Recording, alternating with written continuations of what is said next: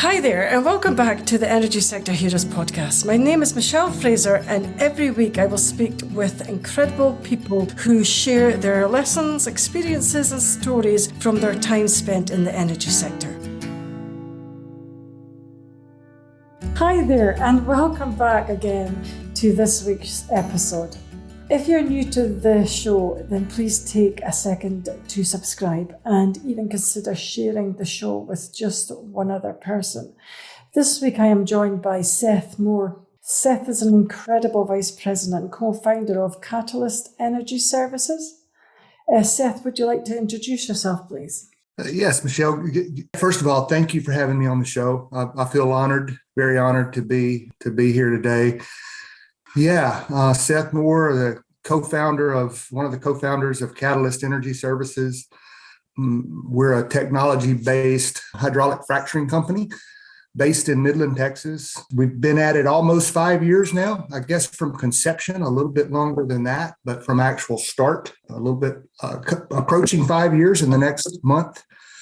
So it's been a fun run. We weren't expecting a global pandemic and a cycle of commodity prices during that time, but who could predict that? So it's been a fun run though. And prior to that, I got to work in several different companies and a lot of different basins around the world.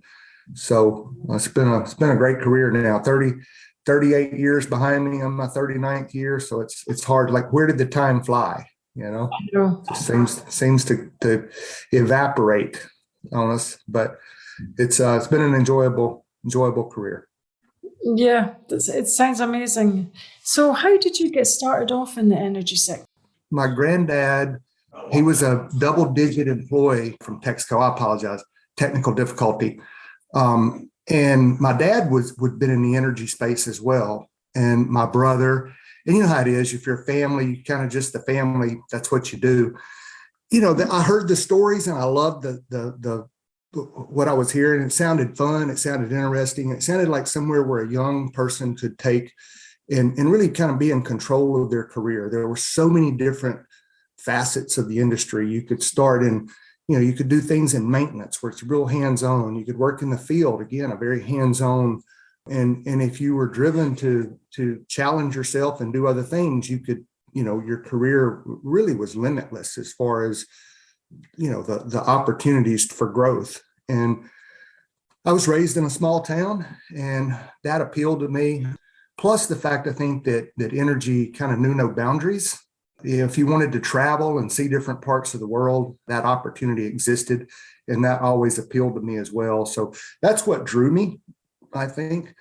I would probably be a little bit, also, the fact that it paid, the compensation for working in the energy industry was appealing compared to other options for me at the time. It was somewhere where you could go and make, really good money for a young person. That was an appealing thought as well. So that drew me. That's really what drew me to the industry. It's kind of family history, opportunities for growth, compensation, all those things that, at the time seemed very appealing. No, it does. So what made you start up business by yourself? Well, I didn't start it by myself. I had a colleague that I had worked with and we had time together. I think there was a mutual respect that we had shared back when we were on a team together, a large team together. And he actually called me and said, "Hey, I've got an idea. I would like to see what we can do with this." And honestly, at first I told him no. As sometimes good opportunities, they have to knock more than once. And he was persistent and he was convincing. And based on my respect and admiration for him, we agreed to go down this path. And it was a long and in the beginning a bit of a tortuous path to get funding and to get somebody to believe in your dream. That can be the challenge. That was once we got to that point and we knew we had something that conceptually was unique and had the ability to really change our industry from our little small slice that we play in the industry. I think we were committed at that point. And then that's when the real work begins, of course. And it's been rewarding, and a lot of other words in there as well, challenging and frustrating. But I'm glad we stuck to it. We're starting to really see the benefits of that persistence, see the fruits of our labor, so to speak. And I think that was it.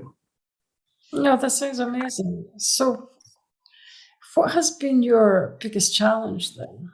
Well, I think in the early days, it was getting others to believe in that same dream, right? Because we were really changing kind of how the industry operated from a fracturing perspective. There were other competing technologies out there, and those technologies on the surface seemed like very viable technologies. We looked at those. When you start a company, you have the benefit of kind of a blank sheet of canvas to say, okay, what do we want to do here? And we challenged ourselves. We said, we have this idea, but what if we're wrong? And let's look and evaluate everything that's there. And we did a deep dive into all the technologies that were there, because we didn't want to go down a path thinking we were on the correct path and find out that there was something else. So I think in the early days, getting people to believe that we had chosen what we feel to be the best option. Our CEO says it checks all the boxes. So if you could design a technology and you had all these attributes that you would want it to have, this technology checks all those boxes. So I think in the early days, that was it. Once we started, we built a prototype, and we tested that for over a year and tested that prototype under differing field conditions. And we hit the go button, right? We hit the start button, and this is it. We've got it. Let's go.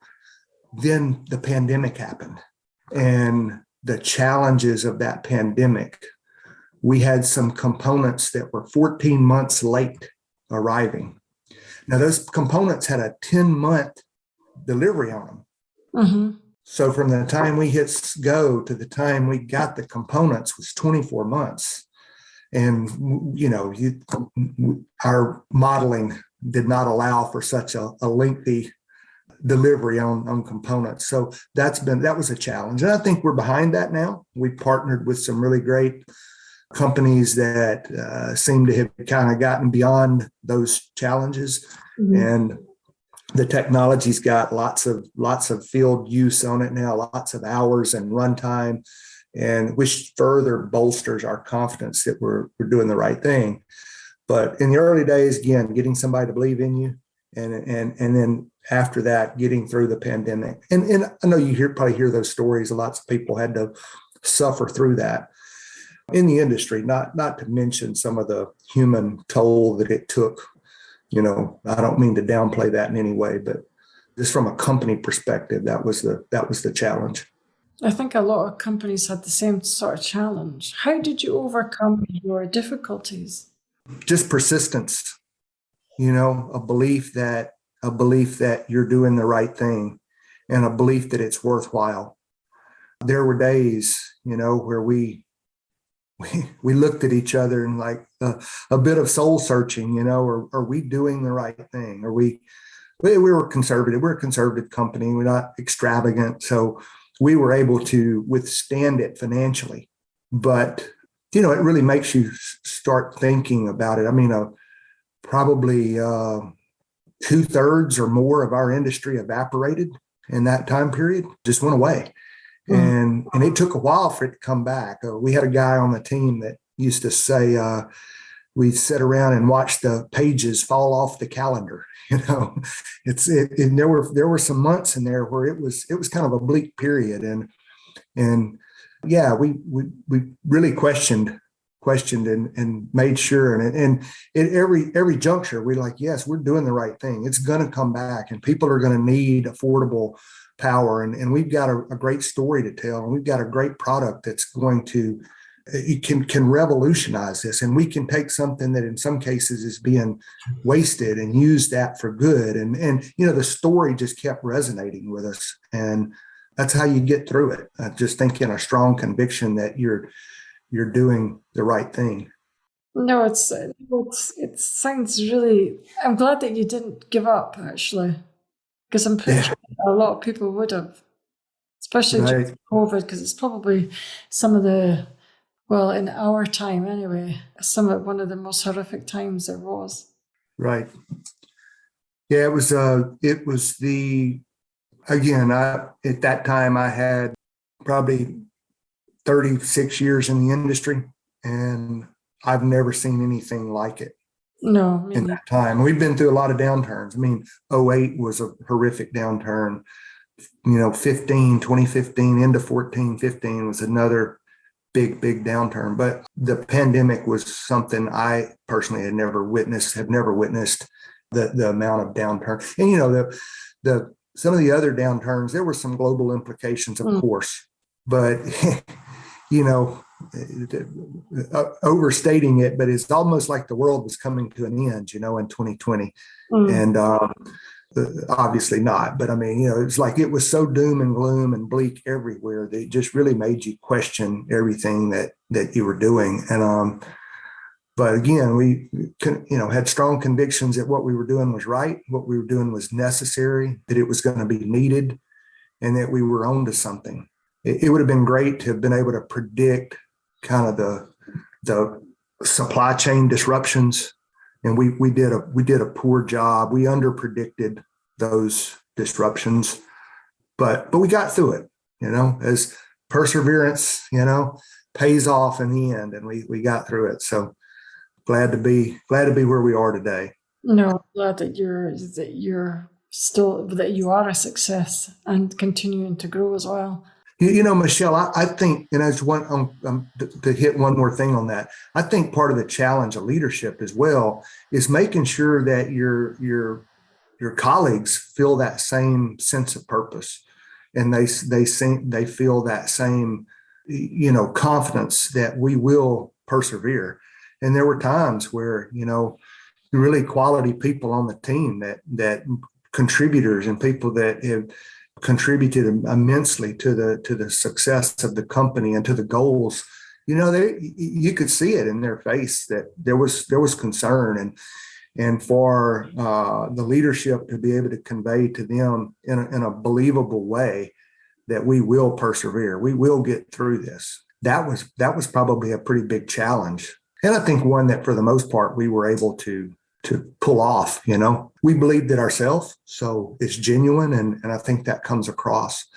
But the toll to the colleague psyche, if you will, at that time was pretty hard, because again, I mean, people, they were dealing with stuff at home. Some of them lost loved ones. There was some of them, a spouse lost their job. It was heartbreak story after heartbreak story. So to be able to bring some calm to that was something that I look back on, and I'm amazed at how we kind of got through it, and I appreciate those that were able to hang it out with us, because they're obviously you can't do anything without a great team around you, and we're very fortunate to have a world-class team. We're a small company, but I put this team up against any team I've ever worked with. So that was a great win out of all of this for me personally. So No, that's a really good message to keep persevering no matter what. I'm glad you yeah, have a really good team as well. It sounds yeah. like you do. Thank you. So, who was your role model and why did you find them inspirational? I would say my parents were excellent role models. They both passed, but they were, just incredible role models. They walk the walk and they talk the talk, as the old saying goes. And they instilled in me that you know if you believe in yourself and you have a belief in a higher being, that there's really not anything that you can't accomplish if you set your mind to it. And I think my grandparents, I was very fortunate to know my grandparents, and they were all of them very successful in their own way, from their beginnings to where, what they achieved in life. And I'm not talking material things, I'm just talking about life accomplishments. They were all very successful. I had an older brother that he was a mentor to me as well. and my siblings. I'm the youngest child, so I had siblings to look up to, and they were, believed in me, and we supported each other. That was good. When I got out into the workforce, there's a couple people that really stand out, that took the time with me and truly kind of maybe they saw something in the rough and they said, "Hey, I can help polish this person and get him to the next level." I've had this many years in the industry. I've had an opportunity to have a lot of really great mentors, and from when I started in the field, some of the guys that took me under their wing and saw something in me, that took extra time with me that they didn't have to. They really gave something of themselves so that I could be better, but realistically, so that the team could be better. If I started naming names with this recording's not long enough, but there were quite a few. And I tell my team that being a good leader means you're a good teacher, and you share what you learn, and you share what you know. And I'm in the kind of the later years, let's call it the sunset years of my career. And so trying to share that in a positive and an inspirational way is, I have to remind myself every day that that's part of what being a good leader is. That strip the titles away, right? Take all the titles, take all that away. But because anybody, when you're experienced, you have the ability to lead and to teach and mentor someone. And I think there's no better time for it than now. The technology has made, there's challenges around getting that transfer of knowledge. Mm. It's not so simple as just hitting a button. There's knowing the why. I call it understanding the why behind it. Some of that we've stripped away. It's just do this, and do this, and here's a positive outcome. But when that string doesn't perfectly line up, you need to understand the why in order to fix it. And we've lost some of that.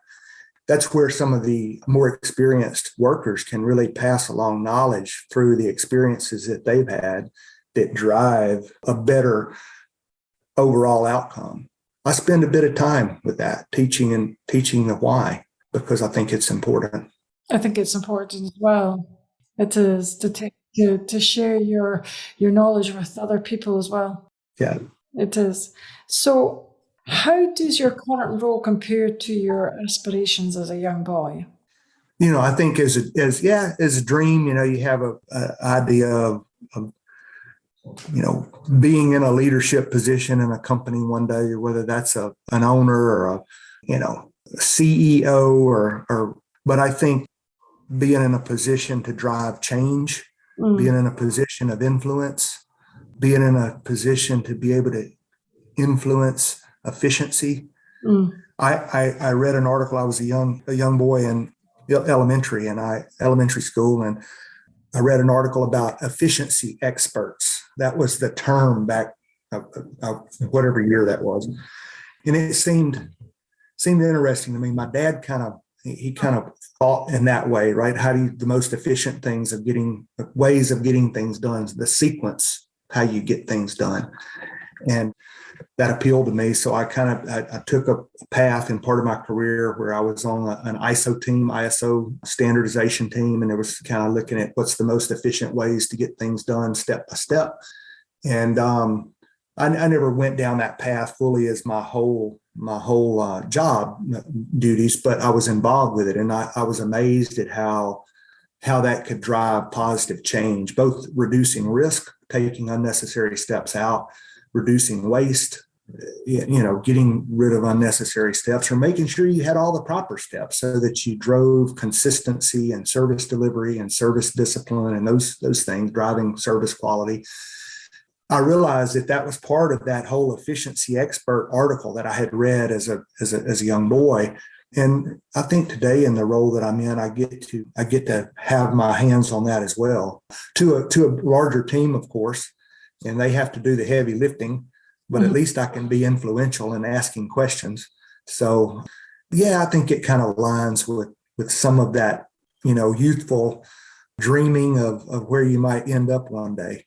But yeah, that's a that's my tie to my youthful desires and my current reality. So No, thank you.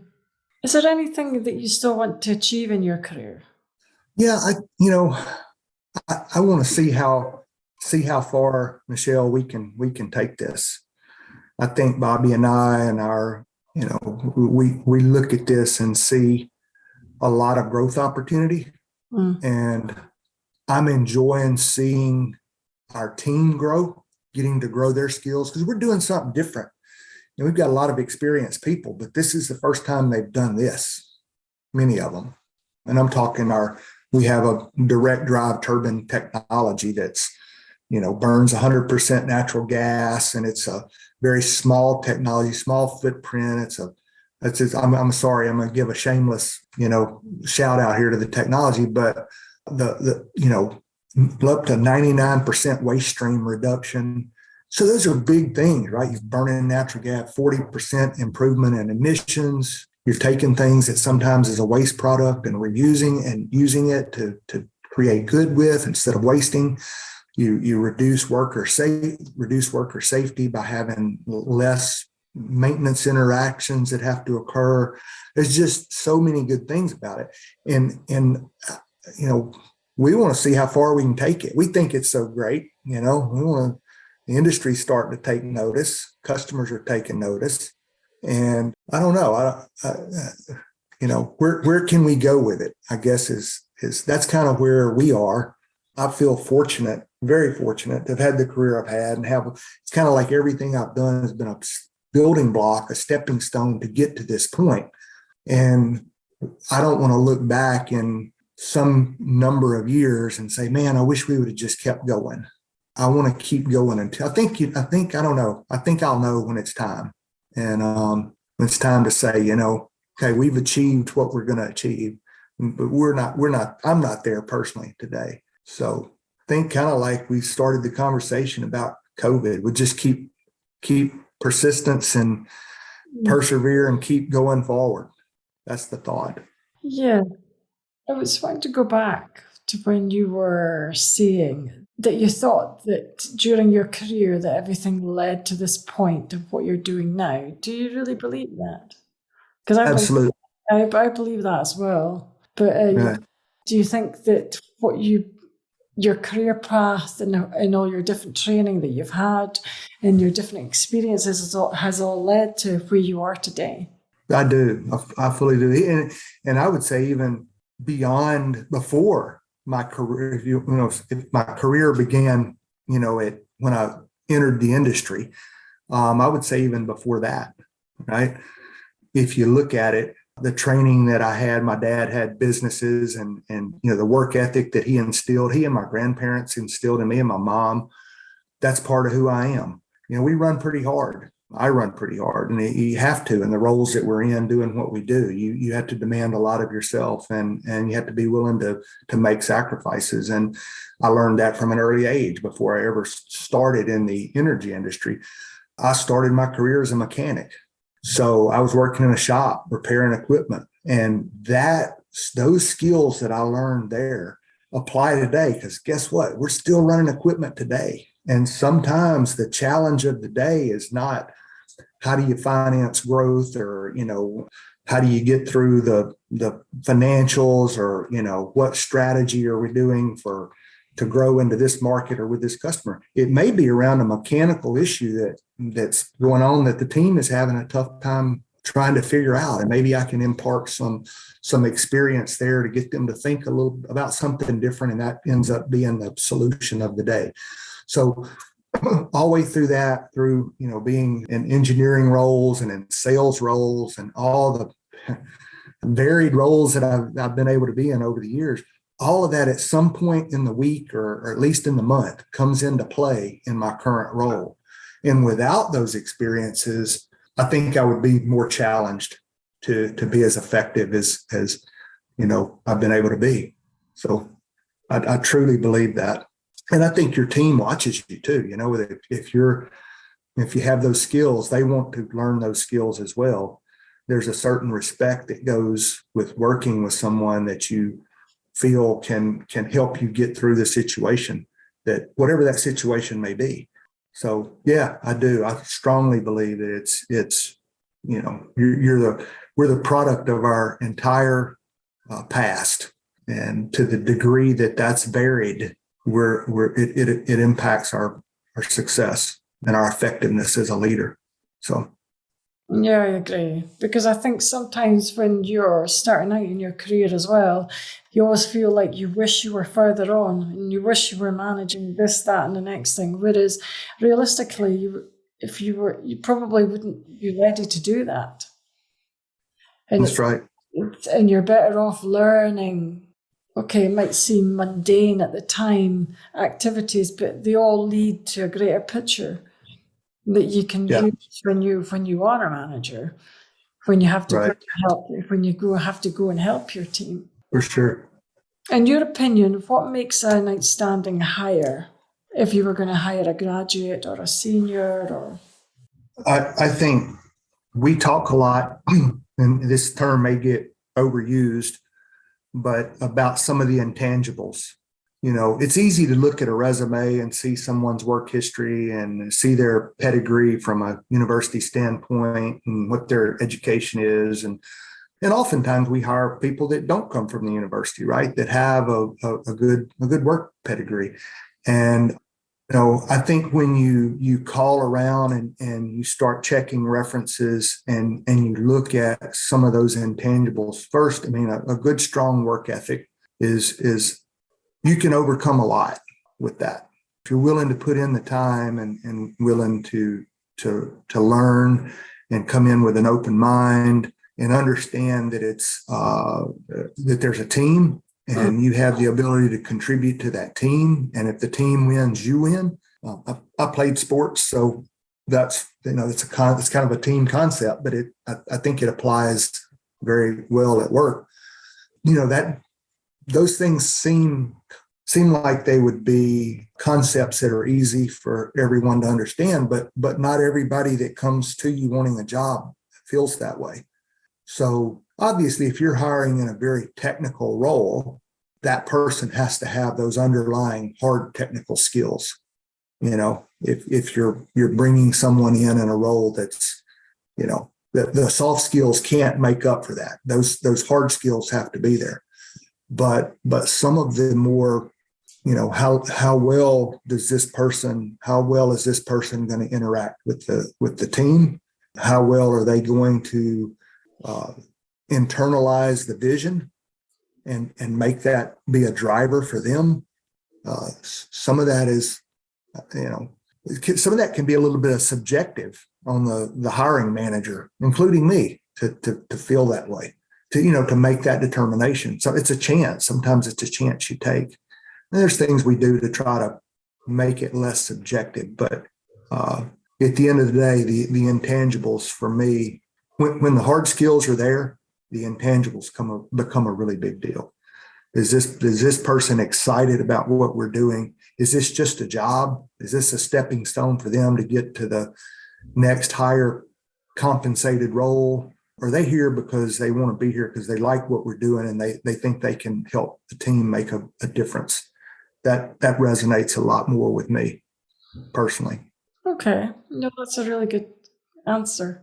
I just wondered, how can you tell when you're interviewing whether someone's there or someone's intentions is going to be just to have the job as a stepping stone? Wouldn't that be hard to tell? Well, I can't give you all my tricks, Michelle, but no, it is. It can be. There are people that can, we use the word fake it. They can fake it for a bit. Yeah. So you have to be, you have to certainly be careful of that. I think there are things you pick up on, and I believe as well that after a period of time, you have to kind of rely on your kind of intuition and your gut feel, if you will, on someone, their mannerisms when you're interviewing or talking to them. But also you'll start to pick it up in conversations with their people they've listed as references. Okay. So you start to see a vein, and I subscribe to the belief that we need diversity in our company. And I'm not talking just about racial and gender diversity and all of those things. We certainly need that. And we have a great amount of that. Well, unfortunately, there's not a lot of females in our industry in the technical roles. That's changing, and we're excited about what that can bring to us. But I mean diversity in experience and diversity in personalities. I tell the team we don't all need to be like best friends. It's not about being chummy with each other all the time. We need to appreciate the benefit that each person brings to the table. And I think when you get that diversity of opinion and that diversity of experience, and when that all gets melded together in a product, you end up with a better product, whether that's a service or an actual, hard product, a technology, because you not everybody thinks the same, and you have to have an environment where that diversity of opinion can really sprout, and that batting back and forth of ideas that comes from that diversity can really help that end product be so much better. So when we're hiring, I have to. That's why I go back to the kind of the intangibles, because otherwise we want to. The tendency is to want to hire people, I'll say, just like ourselves, and that can be, to me, you miss an opportunity for true innovation when you do that. You're leaving the possibility of greater innovation. You're sacrificing some of that when you do that. We try to avoid that. I try to avoid it. Yeah, I think a lot of people would try and avoid that as well. Yeah. Yeah. Have you had any career disasters, and how have you handled them? Well, throughout my career, yeah. I mean, we've had a couple of I've had a couple of safety incidents that have occurred, really things outside of our control as a company, where, painful to think about, where things happened and people's lives were impacted. Those are things that you think about, especially as you go in your career. Like, sometimes I think it's an unfortunate reality of life.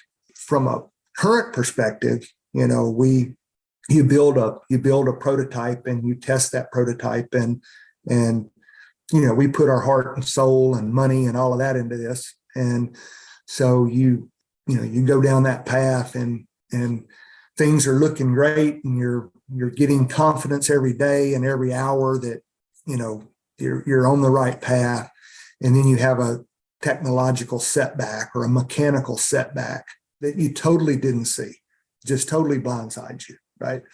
And those can create some dark times as well. And we of course had that happen. That's why you build a prototype. That's why you test. That's why you go through the rigors of making sure before you kind of hit the start button on manufacturing and you start just creating product, that you make sure that you've got it solved. And yeah, there were a couple of those. So I'll spare you the gory details, but yes, we certainly had a couple of setbacks.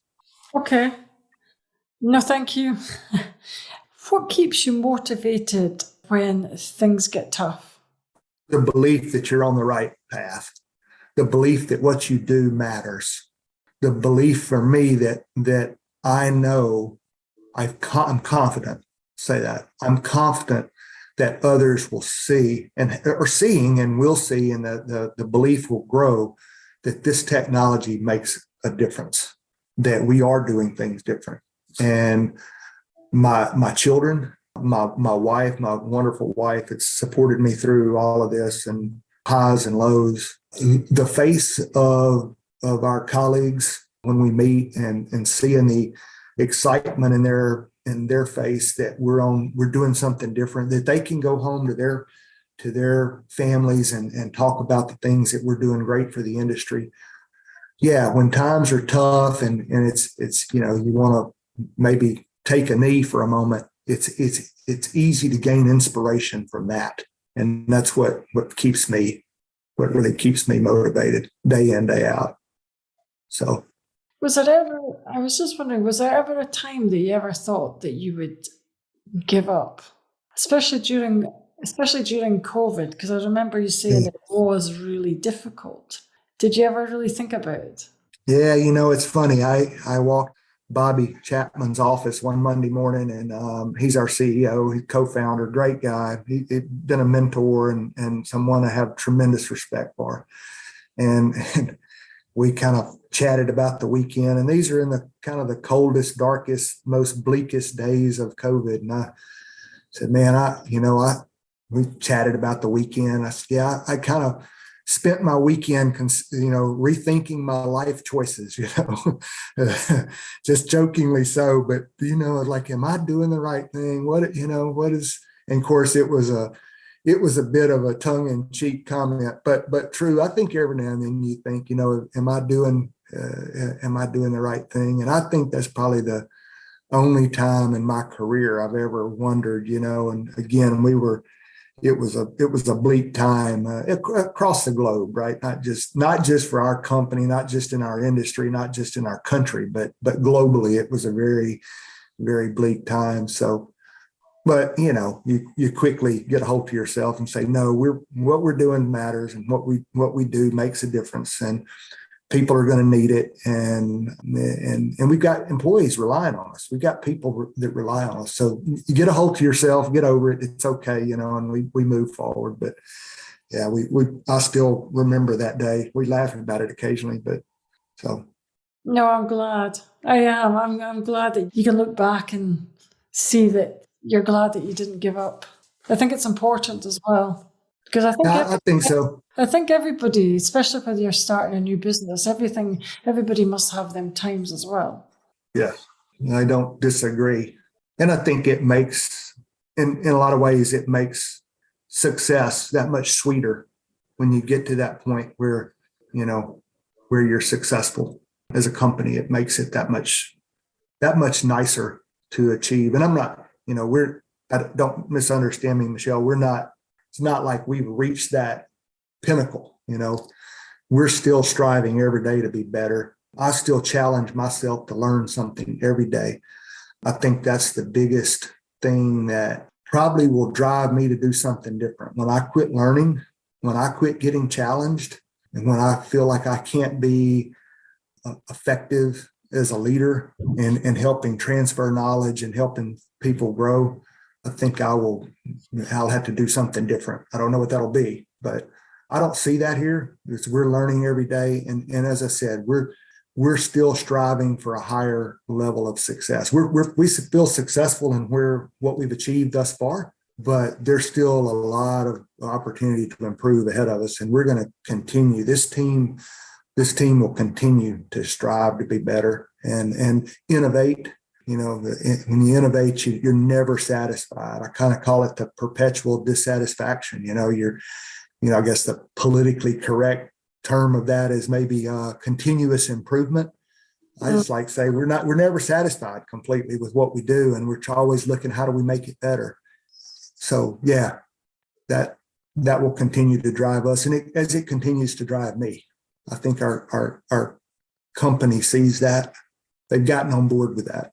So I'm amazed at the ideas. And when you open that up, when you leave a platform and you leave a company where I have a very, very open door policy, and the ideas that come from people walking in, hey, what about this? Hey, what about that? Can we do this? Can we do that? And man, that's inspirational for me to get to see that and hear that. So be a part of that. I feel honored, really, to be in an organization like that. Well, that sounds like yes, it does sound like your organization is amazing, actually. It's got an amazing corporate culture, which is quite difficult to create as well. So, it's probably been, we spend a lot of time on culture and trying to have that environment where people do feel free to share and free to be a part of. And we try not to distance, I don't even like the term C-suite, but where we try to make sure there's not a hard line between, company leadership and the workers. Because I think when you do, it can become And I've been in companies like that. It's almost a us versus them mentality, or a us and them tech mentality, but that and is not necessarily positive. And Bobby and I wanted it to be a culture where it was us collectively as a group, and we each have a role to do, and we need to understand our roles. But collectively, we as a team move progress forward. Collectively as a team, we innovate. And there's a lot we can continue to do, and it takes everybody. So I appreciate a culture where people can contribute and feel that they can make a difference. And if they do, they're here for a lot more than just a paycheck, and that's what you want. So. No, thank you. What is your zone of genius? What are you most good at? I like to think I can take complex things and maybe kind of split them up into parts and make them easier for people to understand the importance of those constituents. Sometimes on some things that are fairly complex, you can get lost in the end product. And in reality, it's a conglomeration of its constituents, and understanding the piece that those individual parts play and how they interact with each other and how that affects the outcome. Sometimes that can get lost. It kind of goes back to the why comment I made earlier, teaching the why. Mm-hmm. So I think I'm fairly effective at that. I'd like to think that I am. You'd have to ask my team, but I believe that I do a pretty good job of that. So, and sometimes you do it kind of as maybe a little bit of a gut check, right? So we get focused on the end product, and you can forget sometimes that there's all the little components that you have to manage in order to get to that end product. So whether that's a project or a true product or a process, maybe whatever it is. So I'm not sure. I think that's probably one of my stronger suits, and that becomes you have to have a fair amount of teaching ability to do that, right?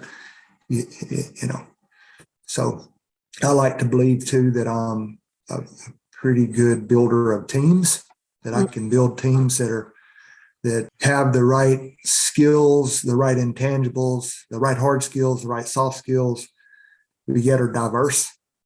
And I think I'm, able to communicate the effectiveness of that approach to teammates. So I was going to ask you as well, how do you make up a really good team? What is it? In your opinion, what would that comprise of? Well, kind of to circle back again, I think making sure that you understand what the goal is. So they have to understand what the prize is, right? What trophy are we going after? And maybe the trophy is just the next win. And the next win could be, solving a technical problem that is persisting that we need to get beyond. The next win could be Vortex Prime, and which is a very big deal for us, right? So it just depends. But I think back to what I said earlier, you have to have people that have the hard skills. You got to show up with the right hard skills. That part's there.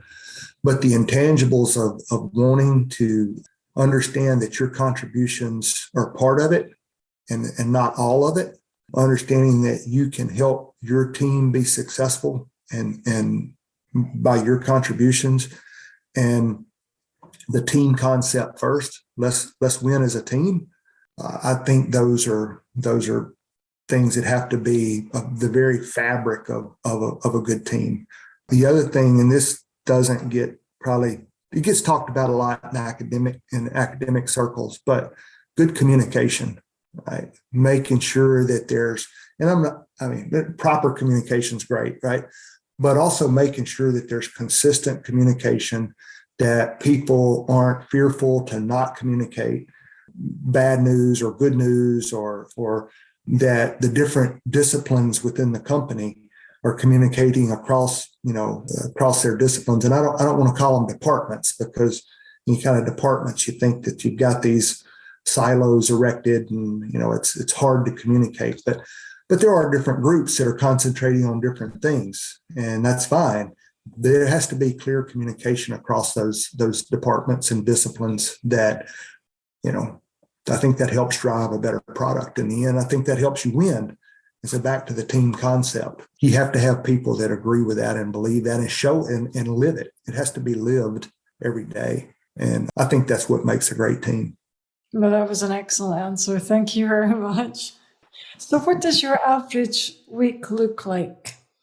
Well, a lot of time spent, with my group. An average week is, you probably have to look at an average year because week to week, there's a lot of variance in what I do. I spend a lot of time with our partners, different vendors. I call vendor partners that are helping us be successful. I spend a fair amount of my time on process assurance and process adherence and service quality related, endeavors to make sure that we're doing the things that we need to do to be consistent and safe in our service quality and our service, delivery. We put a lot into being consistent. When you're a company like us and you have different groups operating, it's not easy. I'm always amazed at some of the big, fast food chains that can, really take fairly inexperienced workers and put them in a fast-paced situation, yet the consistency in the product is really consistent, right? Store to store, even country to country.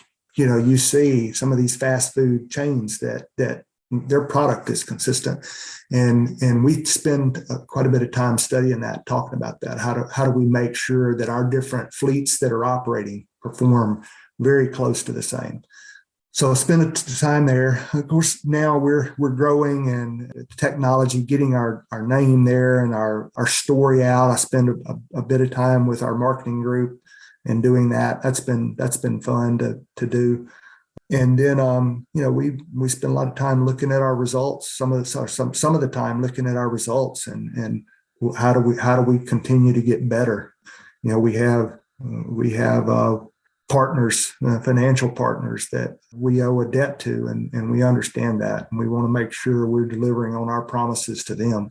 So we challenge ourselves there as well. Spend a bit of time there, and then I think a lot of it is interacting with the team, kind of keeping your finger on their pulse, not to see where are they having successes, where are they having troubles that I maybe can impact and help them be more successful. So there's a bit of time doing that, quite a bit of time with that. So it varies week to week, but it's never boring, Michelle. Never boring. No, it doesn't sound like it is. It sounds like amazing. So one last question. Okay. If you could turn back time, would you change anything? Well, I'm assuming you mean career-wise. Personal level, there's things you'd do. You'd always look back and say, I'd do different. I think from a career perspective, it's easy to say, we should have done this different and we should have done that different. I'm not sure. I think there's value in the learning that comes from mistakes. I think there's value in that.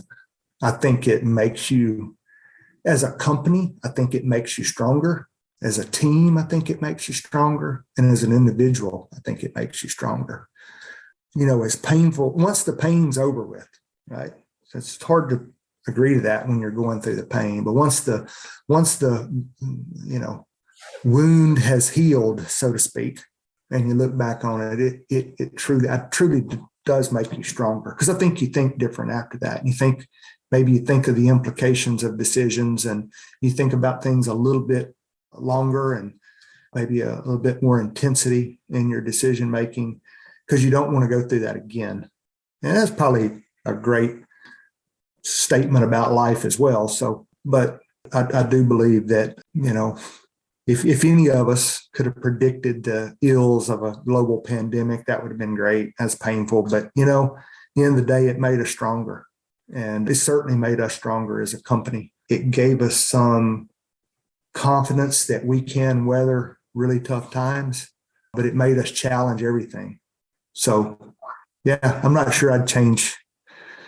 With no current wounds on the body, I think I'd say no, there's nothing I'd change. If, yeah, like I said, you ask me when we're going through it, obviously, it's easy to say, yeah, let's not do that. But I'm not sure. That's not a very good answer for you, but that's my belief. No, that's a really good answer, actually. So thank you. That brings us to the end of another episode. Thanks for listening, and see you next week. Thank you, Michelle. I appreciate your time.